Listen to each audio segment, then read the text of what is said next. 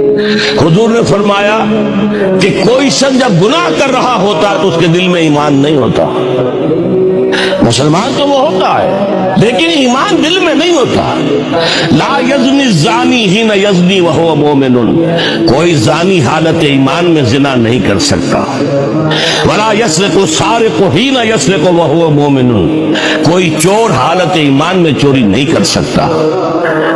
ولا یشرب الخمر حین یشرب وہو مومن، کوئی شرابی حالت ایمان میں شراب نہیں پیتا.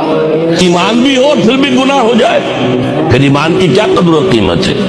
ایمان نہیں ہوتا اس وقت تبھی وہ گناہ کرتا ہے. ایک شخص طے کر لے کہ نہیں مروں گا مگر فرما برداری کی حالت میں، چونکہ موت کا کچھ پتہ نہیں کب آ جائے، لہذا اس آیت پر عمل صرف اس وقت ممکن ہے جب کوئی لمحہ بھی معصیت میں نہ بسر ہو.